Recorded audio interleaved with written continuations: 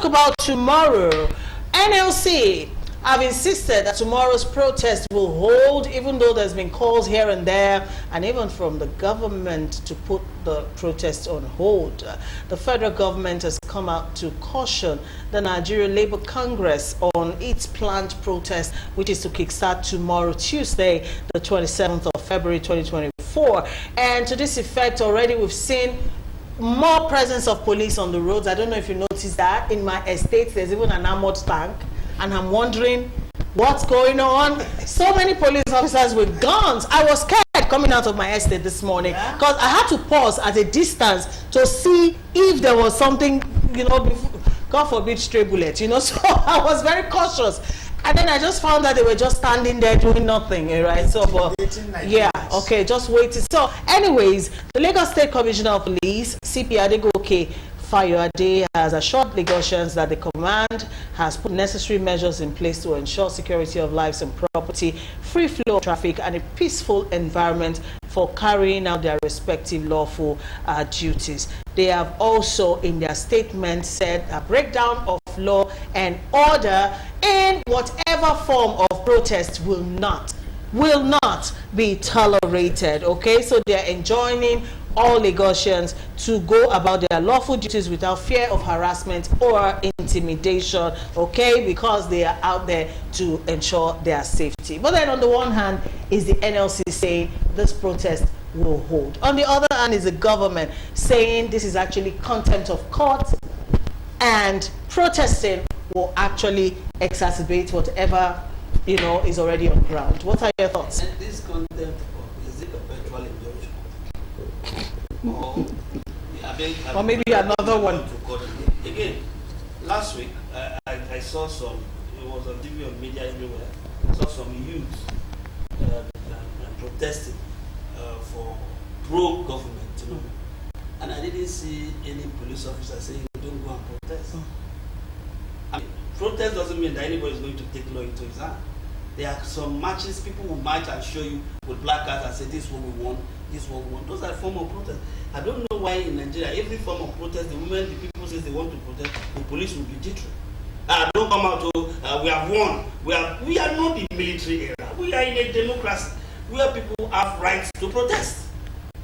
Someone told me that there is a place in the US that there is a certain man every day will come with his microphone, come to protest in front of the White House. Every day. Every day. Some live there just protest. With their placards. With their placards. So yes and yes. Yes. So at the end of the day, I don't understand the Nigerian police. And some of these protests in the end always favors them. Because when the government decides to do something, they are the easy targets. They can be counted. They know their source. Why I'm saying that? Let's stay factual. No, gentlemen. Just like the civil servant I'm talking about. It's easy to do something for civil servants because they have address, they work in somewhere, they have bosses. But it's not easy to do something for all of us. And that's why when the government wants to do something first, they know where they can go to impact first. That's what I'm saying. It's easy to touch the life of a policeman rather than the life of an average person in a place. All right, thank you, Chief Professor. Are, what are your thoughts on this protest? I was going to say that in policy execution, they usually want to roll out with civil servants. Why? They know the numbers. They know where they are. They can classify and categorize them. So it makes it easy for benchmarking to say, are we succeeding or not? Now, when it comes to NLC and the TUC, you are an employer of labor, it's an employer of labor. I'm the only retiree here. I don't have anybody that is reporting to me. But the truth is this, the crowd that NLC is majorly banking on are not the civil servants. They are banking on people who are faces. And I mean, for crying out loud, at my age, I've seen protest after protest. And we've always seen the turnout or the finishing of protest. And that's why, as much as constitutionally we are guaranteed the right to protest, but something may be plausible and not be expedient. The question is, if it should go out of hands, who will be held responsible. There is tension in the land.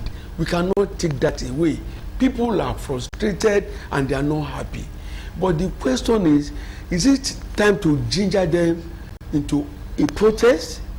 Or I still always say that NSC should start being proactive, begin to move away, be more strategic, move away from this physical thing and start being mental about offering. When, as we are talking here, the UK is in economic recession. Japan is in recession, and other countries are facing one hardship or the other. That is a country mile. Can't even compare that. So Nigeria is almost complete collapse of the economy. Can I finish what I'm saying? Complete collapse of economy. That's correct. So you don't even come. In the US, the average individual is not hungry. In the US, or UK, the average individual is comfortable. Yeah, so let's not even compare that. The thing is that the Constitution guarantees us the right to protest. And even with that, they say you're waiting concern with overload. What you concern with the you can really start asking, what in concern Supreme Court with protest? Yes. Because it's our inherent right to protest. So why is the Supreme Court or whatever court putting this stumbling block in the way of Nigerians to protest? Injunction after injunction. What kind of it is that? Let the people protest. And in protesting, let the police do their work. In this world, there are no perfect situations. Things can go wrong. But it's the job of the police to handle things if they go wrong. But you can't say, do not even protest at all so that things will not go wrong. Do not travel so that you won't get a flat tire. Don't drive your car so you won't have a flat tire. You always have flat tire. Changing tire, that's part of owning a car. So they should leave Nigerians alone. If people are hungry, if things are tense, let it all hang out. Let it all see them. Let us deal with them. That's the only way a country makes progress, not by repressing civil liberty, not by gagging the people and refusing them to express themselves. So tomorrow it will be wonderful if NLC will protest. But we already know them that maybe by midnight they will call off. So I don't know this, their topsy-turvy, this their yo-yo game they've been playing for so long. Enough of it. So let us see them protest tomorrow. If I'm in the mood too, I'll come join the protest. Thank you, Mr. Zukama. Are, please go ahead. Thank you. He has overrun the points I wanted to make. Yes, that's why I kept quiet. Right? It's not meant to be a debate, but contribution. Yeah. My position remains that we have said it here that people can protest. They have the right and entrench the constitution. There is no judgment hanging on any organization stopping protest. There is no judgment. I'm not a lawyer, but I can confirm that. There is. No, there is no judgment. Except if there's a back door. Saying that the planned protest will be a contempt of court. That means which court now? That's what they say. Which court? Labor court in Ikeja. The labor. You see, I'm not going to be a victim of a backdoor. Yes. I'm not going to be a victim of backdoor judgment or procured judgment. The same industrial court a long while ago said they can protest. That before they protest, they should inform the police. Okay. So they can't. All right, gentlemen, let's leave this issue on whether we can or cannot protest. All I know, what has protest benefited us? All I'm saying is it is our right. But then if it's not beneficial, should we continue on that path? Sometimes in my home, I go about just singing. Sometimes in my home, I lose my temper and shout. What does it benefit me? It might be absolutely nothing, but I reserve the right to do it. Or do them. That's why I do them. So leave Nigerians to do what they're entitled to do. Leave what the benefit is or not. Beside. Really? Okay, what is the benefit of not protesting? That's the point, yes. What is the benefit of not protesting? I'm asking you now. What is it? Does it that when we don't protest, the food will all suddenly appear on the table? If our we problem will protest and not so what is the benefit of not protesting? Force to protest is our right. Simple.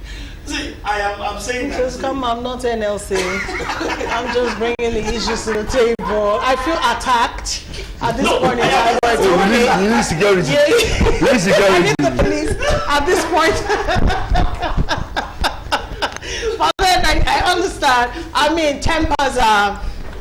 Now, life. look at imagine, we have only 4 people here. Yes, and Look at only 2 people are creating so much. Nobody is creating. No, wait now. It They depends are on the generating size of the heat. The two of us were sweating already. She's afraid, already calling for police protection. What I'm saying is, if in this small enclave, wait, Don't make me look like vegetation in this. in this our small time is enclave, almost up. if in this small enclave, we can have it this hot. Exactly. Who will maintain peace and order on the Out street? there, yes, okay. So